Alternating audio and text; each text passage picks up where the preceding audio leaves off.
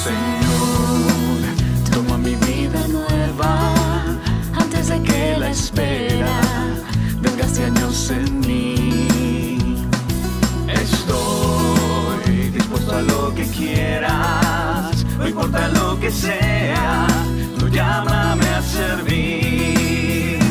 Llévame donde nos conviene. En el nombre del Padre, del Hijo y del Espíritu Santo. Amén.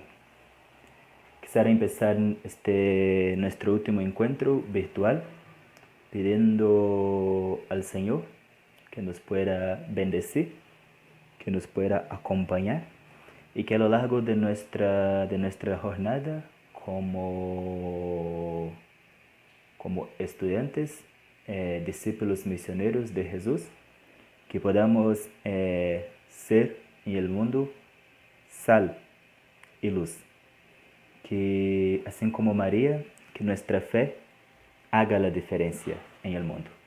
La fe de María posibilitó que ella fuera la madre del Señor. María, al no dudar, se ha dicho sí. Eso sí ha cambiado la historia de la humanidad. Pues pidamos al Señor que también nuestro sí, que sea un sí que transforme, que deje semillas en la humanidad. Cada sí de cada ser humano es importante para la historia de la salvación, porque es el proyecto de Dios que sigue adelante en la vida de cada una y de cada uno de nosotros. Que sea Dios el centro de nuestra vida, que sea Dios quien nos ayude a ser como María, discípulos, misioneros, capaces de anunciar y de vivir el Evangelio. Dios te salve María, llena eres de gracia, el Señor es contigo, bendita tú eres entre todas las mujeres y bendito es el fruto de tu vientre Jesús. Santa María, Madre de Dios, ruega por nosotros pecadores, ahora y en la hora de nuestra muerte. Amén. Este nuestro último encuentro, yo quisiera dedicarlo a recapitular, digamos, algunos de nuestros conceptos, o más bien mencionarlos, para que ustedes puedan seguir profundizando acerca de ellos.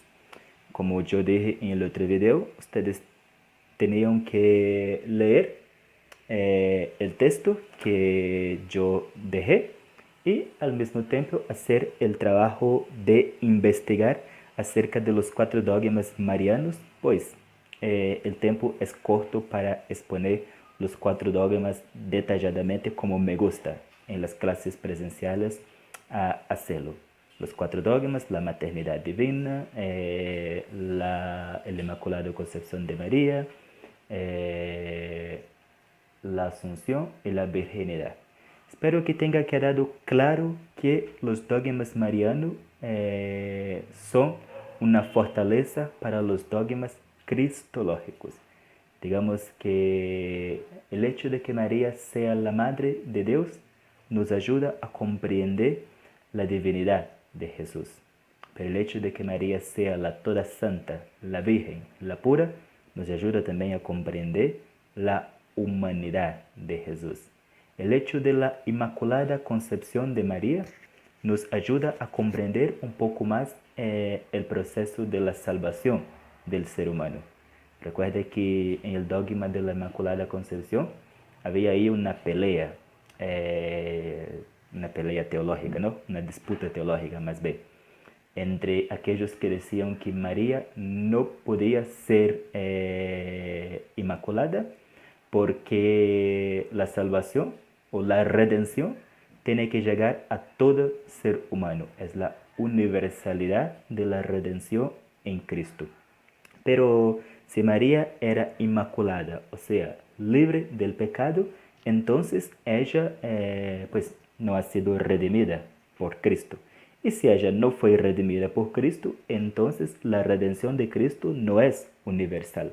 Hay ahí también una problemática cristológica, si ustedes suelen percibir. Pero, ¿qué dice la teología del dogma? No solamente la redención ocurre no solamente borrando la culpa original, sino también la redención ocurre cuando se preserva del pecado original. María es un caso en que no se borró la culpa original, sino que ella fue preservada de esa culpa. Pero esa también es una forma de redención en los designios de Dios. Bueno, seguindo un poco esta línea histórica acerca de María, yo quisiera en este video pensar algunas características de María que me ayudan a mí, Sandro, profesor, a vivir mi cristianismo y que también creo que puede ayudar a nosotros a pensar y a vivir el cristianismo en los días de hoy. El Concilio Vaticano II, la Mariología ha pasado por una gran transformación. Hasta el Vaticano II, la Mariología era esencialmente basada en los privilegios otorgados a María. Y era una especie de reina, y claro, nosotros todavía seguimos llamando María de reina, pero digamos que con los dogmas, con toda la devoción popular, se llegó a un exceso en la Iglesia Católica. Digamos que a veces se olvidaba el lugar de María en la Iglesia y se ponía a María en el centro y no a Jesús. Son los excesos de la historia que pues nosotros tenemos que reconocerlos y hacer la corrección adecuada y todo más. Los dogmas fueron un poco audaces, quizás, pero respondieron a una época. Cuando empezó el Vaticano II, había, digamos que, dos grandes corrientes de pensamiento o dos grandes escuelas de pensamientos en la Mariología. Yo no les voy a decir así los detalles teológicos así tan abrangentes porque son muy difíciles de comprender, pero estas dos escuelas de pensamientos ellas están presentes ¿dónde? En la Lumen Gentium. Si nosotros leemos la Lumen Gentium, el número final de la Lumen Gentium, el número 8, ahí están las dos escuelas de pensamiento. Había una abordaje eclesiológica de María. María era miembro de la iglesia y había una abordaje cristológica. María es la Madre de Dios, una obra única y singular en la historia. La otra decía que no, que María fue miembro de la iglesia con una función especial. Así como cada uno de nosotros tenemos en la iglesia una función, pues María también ha tenido en la iglesia una función especial. María estaba íntimamente relacionada con Cristo. No se puede entender a María sin Cristo. Yo personalmente estoy muy de acuerdo con este pensamiento. No se puede comprender a María sin Cristo, sin la encarnación. De hecho, yo creo personalmente que no podemos comprender ningún dogma cristiano, ninguna teología cristiana, si no es a partir de Cristo. Cristo es el centro de nuestra fe. Pero no hay que caer tampoco en una cristolatría o una idolatría de Cristo, sino que Cristo tiene que ser el centro por donde nosotros resignificamos toda nuestra vida. De hecho, es aquella frase de Ratzinger, ¿no? El encuentro con Cristo. El encuentro con Cristo cambia toda nuestra historia. Y María ha tenido su encuentro con Cristo, porque si ella posibilitó la encarnación, si en su vientre se dio la encarnación, ella fue la primera también que se encontró con este Cristo en su mismo vientre. Y esta es la primera característica que yo quisiera rescatar de María para esta nuestra última clase. Es esta mujer que ha generado a Cristo en su vientre. Cristo fue engendrado a su vientre, pero ella es aquella mujer que lo ha cuidado en su vientre. Y me parece que todos nosotros cristianos y cristianas somos de cierta manera personas que generan Cristo en el mundo actual. Así que somos como vientres o úteros que posibilitan que Cristo otra vez se haga presente en el mundo. Lo bonito del cristianismo, algo que me gusta, es que Dios Él actúa en el mundo por medio de nosotros. Por medio de María ha llegado a salvación. Por medio de nosotros, Jesús, Cristo, sigue actuando en el mundo. Y nosotros tenemos que cuidar a Cristo en el mundo. A veces nosotros somos personas muy dispersas o muy preocupados con las estructuras, que están muy buenas también, muy preocupados con el pensamiento teológico, en mi caso, por ejemplo, muy preocupado con tantas otras cosas. Pero, ¿y el tiempo que tenemos que guardar para gestar a Cristo y para cuidar de este Cristo que ha elegido a cada uno de nosotros? María tenía su manera de cuidar a Cristo, por medio del silencio, por medio del acompañamiento, por medio de la escucha. Son características muy marianas. Esta también puede ser nuestras maneras de cuidar a Cristo, por medio del silencio, por medio de la oración, por medio de la escucha y por medio de la alegría. El cántico del Magnífica es un cántico de alegría. A veces nosotros solemos como que olvidar un poco esa característica del cristianismo. No sé por qué hemos hecho mucho hincapié en el dolor, en el sufrimiento, en la tristeza, pero hemos olvidado como que la alegría de ser cristianos, la alegría de reconocer que la grandeza del Señor ya está presente en el mundo. Ya ha empezado el año de la grandeza del Señor, lo ha empezado con Cristo y lo sigue y se sigue haciendo realidad con nosotros, los cristianos, a lo largo de la historia, o al menos se debería seguir haciendo realidad. ¿Sí? Esa es una característica de María, aquella que ha posibilitado que empezara el año de la grandeza del Señor. Y nosotros con nuestra vida, ¿será que seguimos proclamando y haciendo que la grandeza del Señor esté en el mundo? ¿O será que nuestra vida es lo contrario de esto?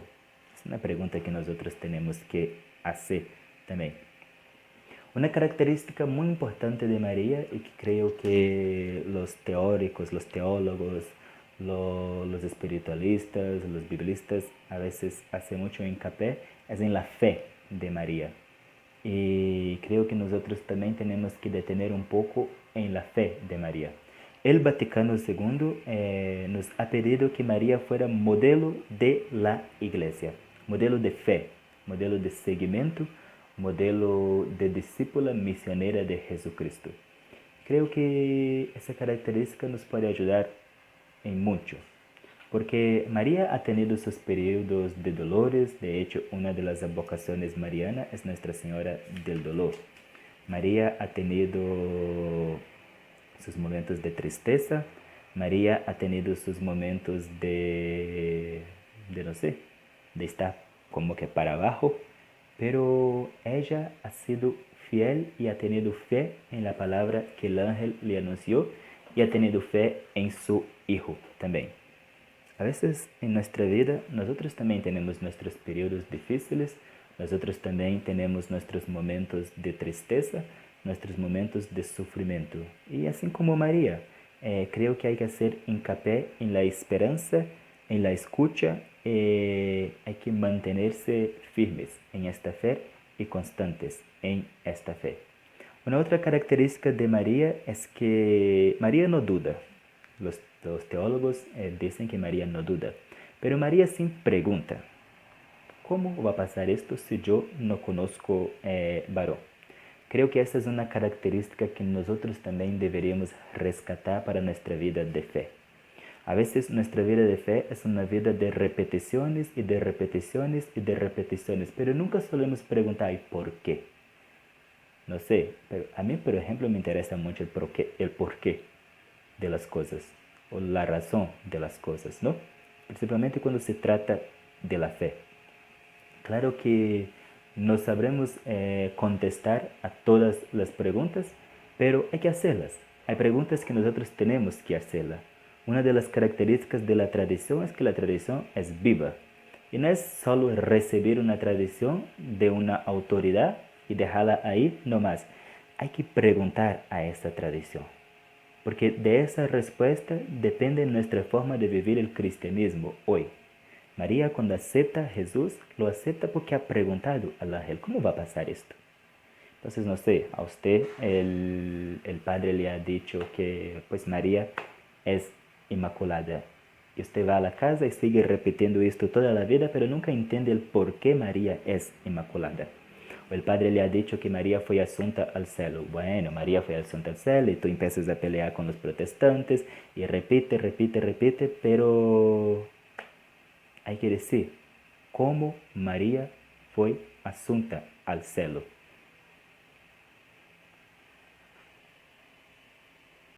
Y de igual manera, por ejemplo, María es una mujer que sigue y que acompaña a la comunidad. Esto me parece muy bonito, una característica de María. Allá en Pentecostés, cuando los discípulos reciben al Espíritu Santo, María está con ellos. O sea que el discípulo misionero de Jesús es una persona que está en comunidad.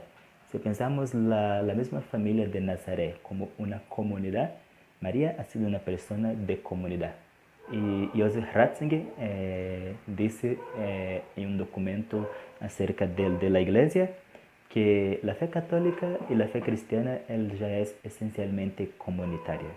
Nosotros no llegamos a la fe por nosotros mismos, por nuestros esfuerzos, sino que, como yo siempre repito, ¿no? La tradición, hay detrás de nosotros toda una tradición de fe, una comunidad de fe que nos sostiene la fe.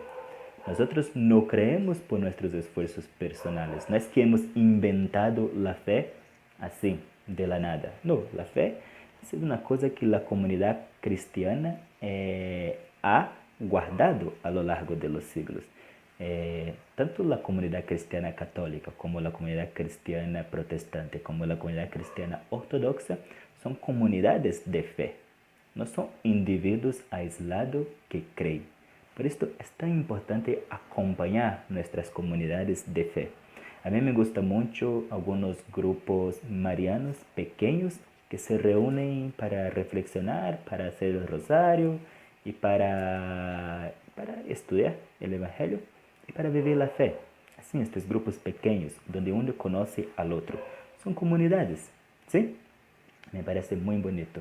Una iglesia de comunidades y no una iglesia multitudinaria, una iglesia de multitudes, que también en algún momento puede ser que sea necesario, pero una iglesia de comunidades, de personas que se conocen y que se ayudan. María conocía a los apóstoles y los ayudó y ha estado con ellos.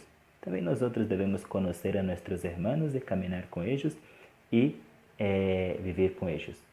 La característica de María más resaltada es la obediencia y la escucha. Nosotros también estamos invitados a la escucha del Evangelio, a la escucha de nuestros pastores, a la escucha de la palabra, a la escucha también de los señales del tiempo. Porque si María fuera una persona que no escuchara las señales del tiempo, ella no sabría, por ejemplo, que Israel estaba esperando el Mesías. Y cuando recibiera el anuncio del ángel, podría decir, no, esto es mentira, pues que nosotros no esperamos nada. Pero no, ella conocía la historia de la salvación, conocía las profecías y por esto ha dicho sí. Así que nosotros también debemos conocer nuestra historia, la historia de nuestra fe, pero también debemos conocer y valorar las señales de Dios en la humanidad, las señales de Dios en la historia, las señales de Dios en nuestra vida cotidiana. Creo que hay muchas más cosas para decir acerca de María.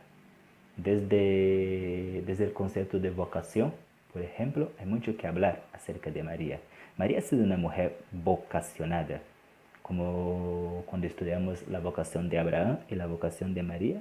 María ha recibido un llamado, ha aceptado este llamado, lo ha escuchado este llamado y ha anunciado con este llamado y ha mantenido este llamado a lo largo de toda su vida. Creo no, todos nosotros cristianos También hacemos parte de un proyecto y recibimos, así como María, un llamado. Y en este llamado hay que trabajar en este llamado. Hay que alimentar este llamado. Hay que hacer que este llamado no muera a lo largo del camino. Y hay que hacer que este llamado fructifique. Porque nosotros no recibimos un llamado para nosotros mismos.